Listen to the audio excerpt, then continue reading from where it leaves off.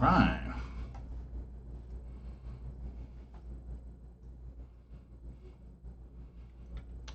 Well, hello, everybody. Ta-da! Or something. Welcome to WineShark Wednesday. It is I, your host, the WineShark, running a few minutes late because reasons. And the reasons aren't actually because of the title of today's show. I swear to God, I haven't been sitting around just day drinking today. So, I want to say hi to everybody. So Donna says she made it on time. You got off work at 6 and made it within minutes. Well, see, I just started at work within 6 and I managed to be a few minutes late. So go figure. Now, I've been working, over the course of the day, I've been working on the actual tour details for the upcoming Texas tour, trying to nail in some of our places. Some of you guys have signed up via the newsletter. For those of you that have not gotten a chance to yet, I will be publishing things on Facebook this week where you can start your letter. Basically, you can get your name on the list for the email that will go out for ticket sales. So the dates have been officially announced for the Texas and California tours, which is very exciting. We've had good interest in both, so I'm excited to say that hopefully they should all go off without an apparent hitch. Just to review those with you guys, we've got Texas dates, 4 dates in October. This is the non-contiguous tour where we'll do 3 events per day. You can buy tickets individually to any events you want and then do whatever you like. That's going to be happening from the 6th of October, which is Wednesday, through the 9th of October, which is Saturday. So each day we'll do the intent, at least. So we'll see what we get for signups and all. But with the intent is to do a winery picnic tour, then a winery tour, then a wine dinner, and then we'll do 2 casual wine dinners and 2 fancy wine dinners over the course of the event. We'll see a bunch of different wineries, different places to go, different people to meet. Maybe, depending on some of the sizes of some, what I'm trying to arrange is some private library tastings where we get to taste verticals, right? We get to taste year over year the same wine, kind of see what the comparative difference is there. Very fun experience. And it gets you kind of a deep dive into an individual winemaker's kind of palate, which is a lot of fun. In addition to the usual fun stuff of, hey, let's all hang out. We'll have some wine and food pairing with some charcuterie and do a nice little picnic outside, or inside, depending on what the weather is like. I mean, it still is October in Texas, which can be hot. Anyway, so that's coming up, but I've been dialing in some of the places and times from locations for that. So progress is moving along. And then in November, we're going to do 2 tours in California. One from the 3rd to the 7th. These are both Wednesday through Sunday shows. So 3rd to the 7th will be the first tour. And that will be Lodi, Sonoma, and Napa. And then the tour the next week we'll do from the 10th to the 14th, and we're going to do Lodi, Sonoma North, and then Clear Lake North. So basically a little bit more northern tour. So we might start calling it Tour South, Tour North. But we've got some interest in that, and those are the all expense paid, more cruise style kind of things going on, where you show up and once you're there, you don't have to worry about a darn thing. You just hang out and enjoy all of your accommodations, travel, food, everything, wine tours, all of it's all paid for. So you just kind of sit back, relax, and explore. So anyway, hope you guys are interested in those. Those are going to be a big project for us here at WineShark for the next coming months.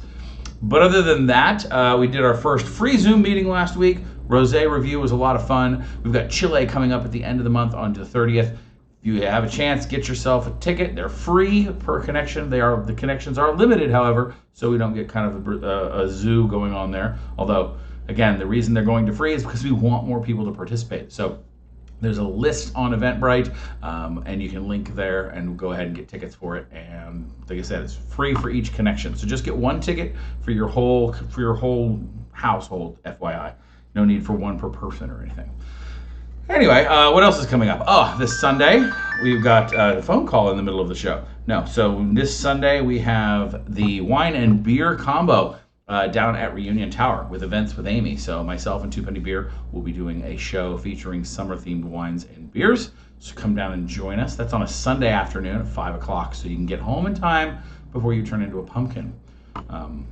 Which I don't know why that's always a pumpkin. There should be like a seasonal fruit you should turn into during the summer, because not everything is about Cinderella. Just saying. Anyhow, okay, so no topic this week. Just want to talk to you a little bit about day drinking. One of the things I've been focusing on or thinking about kind of in the back of my brain has been a revisit and continuing pressure or continuing coverage, if you will, of non-traditional wine styles. I don't necessarily mean styles of wine like here's a bubbly Zinfandel. No, I mean more along the idea, especially of new formats for wine. We've talked about box wines and canned wines before, and this little wine caught my attention when I was at the grocery store, so it earned the honor of being today's grocery store grab. Now, for those of you that are not familiar with the grocery store grab, the premise is, of course, to get the best value per dollar for wines found at non-big box and non-specialty stores. So not everybody has a great little wine store on the corner or has access to a Siegel's or Specs or Total Wine like I do, like many of the different stores that I've got options for. Many of us shop at the grocery store just out of convenience, and while a lot of wine is widely available, there's often not a high degree of expertise and help for you there, so you're kind of on your own. So label focus is our key, although today we're kind of going a branch from that because, well, we're going to talk about format rather than labelability, because unfortunately this is an example where the label kind of fails us. So we choose this without prior research. As I said, this just caught my eye as I was doing my grocery shopping for the week. And we want to know a few things from a label, however. We want to know who makes the stuff. We want to know what's in it. We want to know where it's grown. The more specific each one of these details is, the better. And what we really want to know is we want to know flavor words. If we're trying to get into the world of wine, flavor words that are plain and understandable to a common consumer are definitely what we want to see when it comes to a good wine label. Okay, so that's what we're going to be rating kind of our wines on from that, and then we're going to basically do a little review on what's going on. So today's wine is an interesting one. I sort of knew this going into it. I recognized the name because we have done wines by this brand before, and the brand name is Little Big Town, based basically a winery created by the country music band of the same name.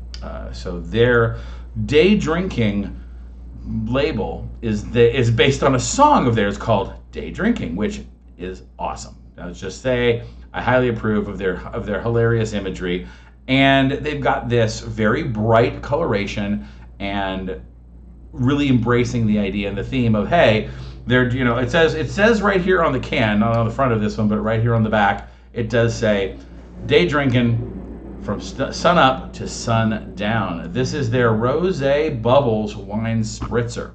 Okay, so this is a 12-ounce canned wine format, and unfortunately, they have not done a good job of really giving us much information on the can.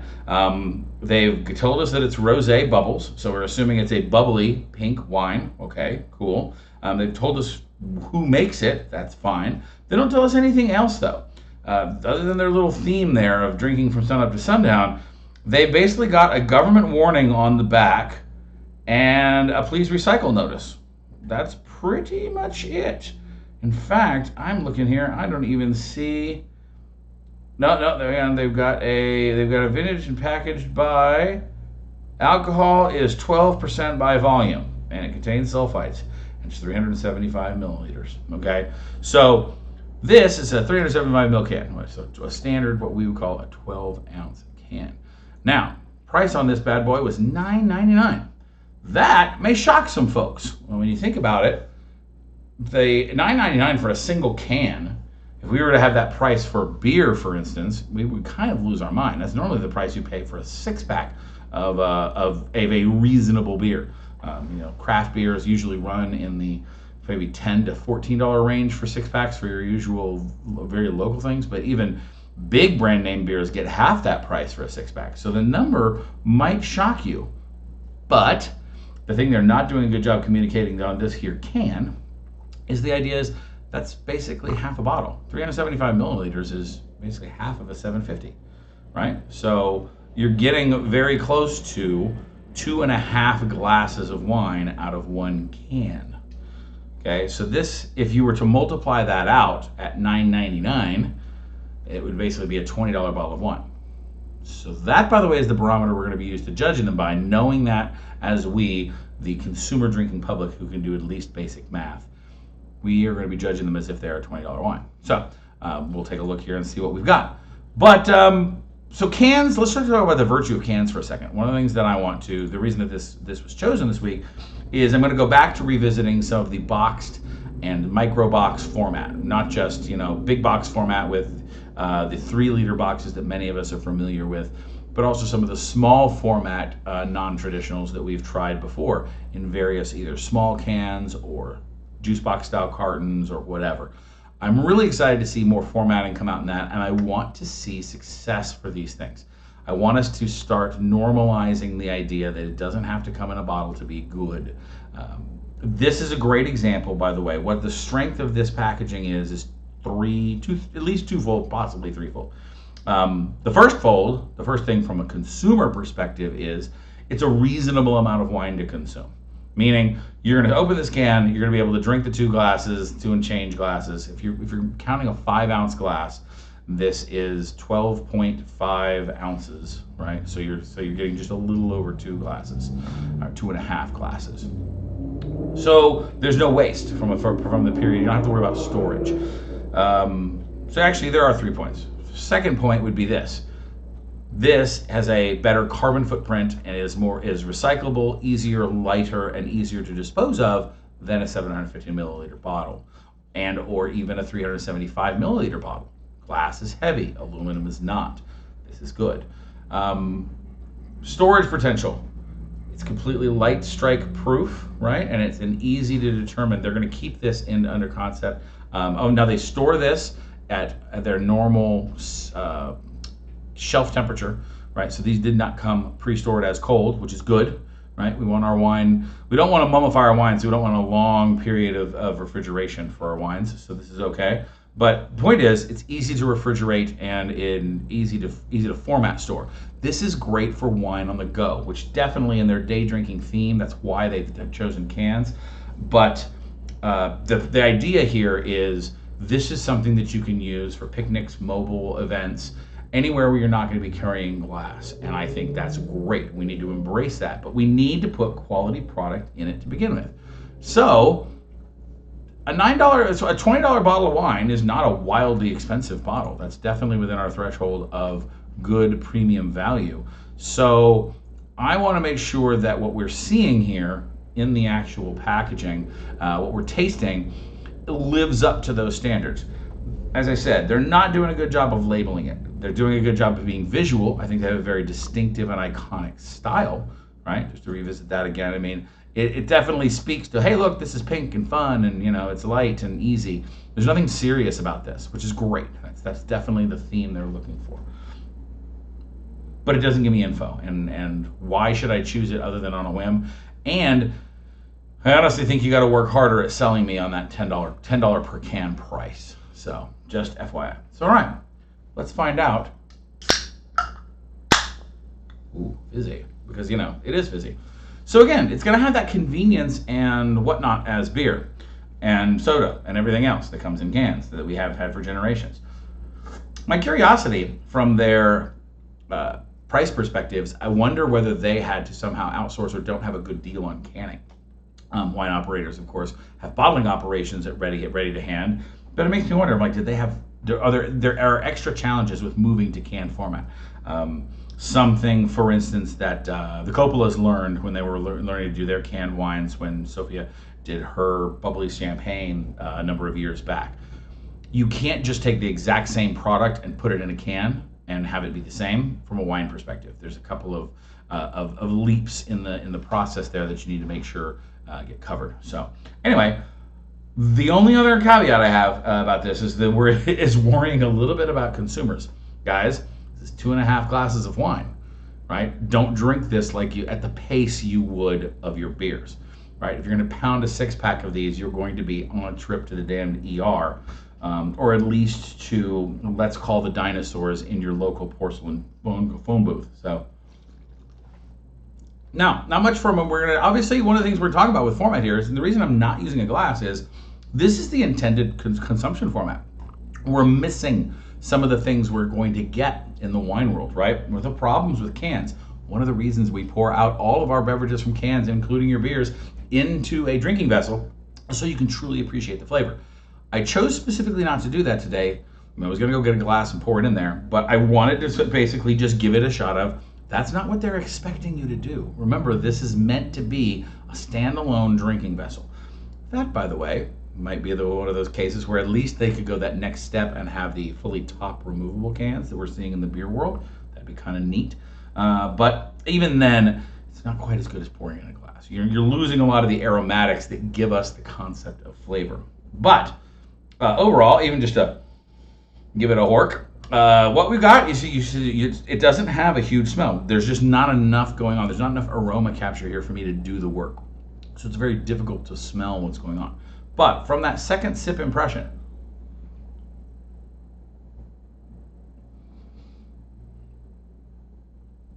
okay.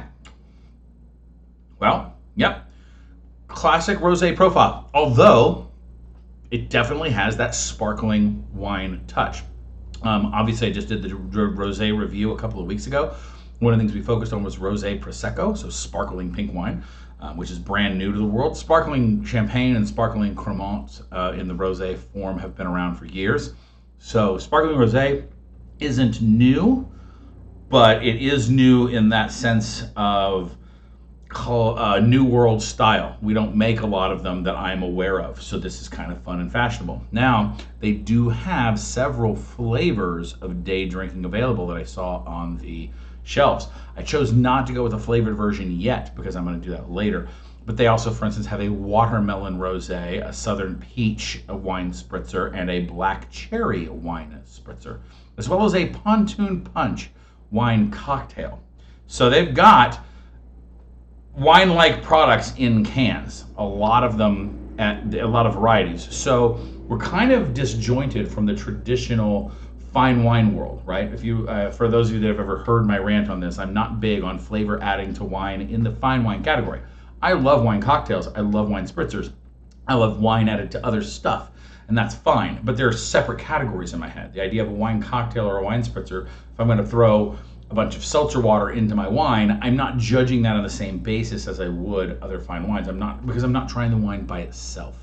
Okay, so in the same way that I wouldn't try and judge a bourbon by itself if I was adding it to, say, Coca-Cola or in an old-fashioned or any other thing where other things were added. It's an element, but it's not solo. So anyway, these are not necessarily intended to compete in that same wine category, which is why I simply chose the bubbly rosé, because that actually is a category of fine wine. It's a much more grounded point for us to actually judge it against. So anyway, it's said rosé profile. It's got that bubbliness. It's got a nice little hint of juicy acidity. It's got this fresh kind of, and I don't want to say watermelon because it's not flavored like that. And although I've just said the word watermelon a minute ago, so it's lingering around my brain. It's got more of that fresh red fruit flavor, that kind of currant or raspberry-esque. Yeah, with a little, but it's very light. There's not a ton of red fruit flavor to it here. In fact, this is one of those things where I'd love to see a challenge where we could do a blind canned tasting between this rosé and a canned sparkling white wine. It would be very difficult to tell the difference, in my opinion, because without your eyes to help you out here, there's not a lot that screams I'm rosé about this. So whatever grapes they're using, and sadly they didn't tell us, whatever the grapes they're using aren't making a dominant statement about this. Now, Little Big Town is a Washington State winemaker. Let us assume, for good measure, although that is a wildly out in the middle of my, your claim to fame here is being a Grammy Award-winning country music band, not necessarily a hyper-localized winemaker. They do make their premier or their flagship label is in the $40 to $50, $60 class, if you will, from a club wine perspective. Four Hands is their grocery store level. This is obviously in that same group, but it makes me wonder: are they all sourced from the same grapes? Are they from the same prestige locales, or is this just them lending their name and saying we want to put a canned wine product out there and buying grapes from wherever .wa, as opposed to anywhere in the Walla Walla area up at the Yakima Valley or Columbia Valley. There's no prestige on here, right? There's nothing that says this is a Washington State wine. So I don't know anything about that. I just know that that's where the rest of their wines are produced. So I would be going out on an unfounded limb to say that this is who makes that. Now they do offer day drinking merchandise if you're a fan of the music, song, and or this wine. So therefore, bravo on them. They've got their fun pink logo just about everywhere. It's not bad. I mean, this is the front where it is a do no harm level of good. It has fruit forwardness to it, a little bit of acidity. It's not overwhelming. That 12% alcohol by volume does not come out and jump on top of your palate, which is great, right? We don't want any of that. Just say hello to John, who just joined us there. So anyway, point is this wine is, let's answer the three questions we always do for the grocery store grab, and that is it well executed? Okay, it doesn't have flaws. There's nothing broken about this wine. In fact, the canned for strategy lends to that ability. No light strike, temperature control problems tends to be easier. Good on them for that. But is it on style? Well, what style are we talking about here? We don't really know because we don't know anything about its prestige. It cannot compare to anything without a 0.4 comparison. It doesn't have a stylistic thing going on. And as I said, I'd love to see a blind where people compare this to a regular white sparkling canned wine and see whether they could tell the difference, because I could probably not. Is it worth the price tag? It is $10 a can. Is this $20 a bottle worth of good? Again, without the prestige information, I'm not sure. It ain't bad, but it makes me wonder for competitively priced products that are in the same market, that this is going to be priced too high. That being effectively the challenge that the wine world is having is the FMB, or flavored malt beverage world, right? This is competing with White Claw. This is competing with other seltzers. This is competing with ciders, and anything that's not a beer drinker is the direct competition for this. Beer drinkers would be the secondary competition, because what this is aimed at is people who don't like beer, because it's come in cans for years and years and years and years and years and years. So they're trying to reach out to people who have to have a can because of necessity, but don't want beer. And also apparently don't like White Claw, because that's their challenge point. And I think the fact that you can probably get for $20, you probably get a 12 to 16 pack of White Claws, compared to one can of this for that $9.99. So is it worth the price tag? I'm gonna have to say no, because I don't think that the people who are drinking this, and for me personally, I'm like, if I'm gonna spend $20 on a bottle of wine, I know I can do better than that. So to me, that's not there. Even for its convenience and packaging, it's not there. Is it fun? Sure. Is it drinkable? Absolutely. Am I gonna seek it out on an occasion where it's not for work? Probably not. But I'm not going to tell you that it's not a good product. I just wonder about its price. That's the only kind of real hang-up that I think we've got there. So, anyhow, I mean, Team Stacy Nordstrom, ladies and gentlemen, brought to you from California's newest residence, Petaluma. Welcome, friend. Good to see you. I mean, I gather the day drinking thing gets a lot of people out of bed. Although I swore at the top of the show, this isn't what I've been doing all day. This is only the second drink I've had. I had one glass of wine before, while I was doing writing. So anyway, but yes, that's pretty much it, guys. Your day drinking options are fun. I definitely think that I want to do a lot more when we talk about new formats for wine. You're going to see more boxes and cans and just grab your hands in the Beckett kind of fashion, because I want to help people to explore that format. I want to see the wine industry get behind this in a serious mode. And not only support good products in alternative non-glass bottle formats, but destigmatize the things like the box, because as I've said before, the box is a great format for people that want to drink 1 or 2 glasses at a time, because it is much more, it's better on your carbon footprint, it's easier to store, it keeps your wine fresh for longer, it's less expensive per unit of volume because of those first things. It's carbon footprint, it's cheaper to get to you. So, definitely look for more of that coming through. that's a weird line because we're going to have to change some of the premises on the grocery store grab. In fact, what we're going to talk about is we're still going to use the standard of does it talk about the wine's flavor, because we want that for sure, but we're going to have to reset some other expectations because they may not be present. We're going to need to push the industry to do better. I believe when we did the small format boxes, those were great about telling us what the units were. In other words, this is equal to 1.5 glasses or 2.5 glasses to help people equate. I found that the prices were much easier to swallow by volume, meaning they're leveraging the fact that it's less expensive to put on the shelf, and they're passing that savings onto you, the consumer. So that's always fun. But anyway, see more of it. I hope you guys are enjoying everything. Just to kind of cover once again, Texas tour, California tour coming later in the year, October 6th through the 9th respectively for Texas, and then the first 2 weeks of November on Wednesday through Sundays. So we'll be doing that. I will be putting those out on Facebook for all the folks to at least intent to sign up. Patreon members will have first crack at ticket sales, and then everybody else will get cracks at tickets. So I hope to see each and every one of you, and we get to raise a glass of wine together as we slowly get ourselves back to a post-pandemic world. I am glad to join you guys in a glass of wine. Then, of course, local events. We've got this week, Beer and Wine at the Tower on Sunday. Tickets are still available with events with Amy. So look for that on Eventbrite. You can buy tickets there. And then on August 8th, I will be at the Tower. WineShark will be down there. You can get tickets available right now.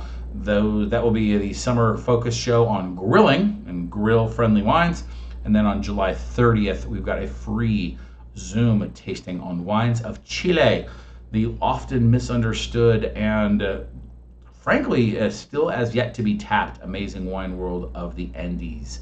So we should see some interesting topical points there. I've got some great notes for that I'm going to share on some finer points of education and get you guys kind of really into this. The suggestions for wine are on the ticket list. Basically, when you view the Eventbrite event, it's got the wines I'm going to be drinking. However, any Chilean wine you want to bring is welcome. What we want to do is we want to bring a lot of wines to the discussion and to kind of explore the whole space. So the more the merrier. Don't feel the need to necessarily buy the exact same wines that I've got. Buy something of your own, bring it to the table. Let's talk about it. And we'll have a fun experience together sharing the world of wine. So guys, I wanted to say thank you all very much for joining me today. If you guys, if you guys want to help the channel out, comment down below. I'm always looking for new topics and such. I've got two kind of other things in mind, other than just talking about cans and alternate formats. We're also going to be talking soon about how grapes are multifaceted. I've been trying to figure out how to frame this as a single show or possible multiple shows, but talking about the stylistic differences is something that I find myself doing a lot. So comment down below if you guys want to see new topics or anything that you've had, your experiences with canned wine, etc. If you like what we're doing, like and subscribe, and of course, share with a wine-loving friend. Get us on there, help the channel grow, and hopefully we can do some more in-person wine events wherever you happen to be.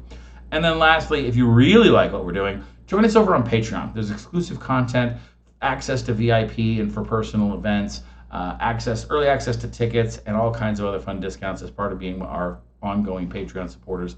They really, truly help keep this shark swimming in the right direction. So I want to say thank you to all of my Patreon members who have joined us, and I hope you guys become one of them soon. So until next time, guys, I have been your wine shark. Stay day drinking. I mean, now I guess I technically am day drinking. I mean, the sun's still up. There's that whole thing. So, yeah. All right, guys. Well, I've got nothing else for you. See you all soon.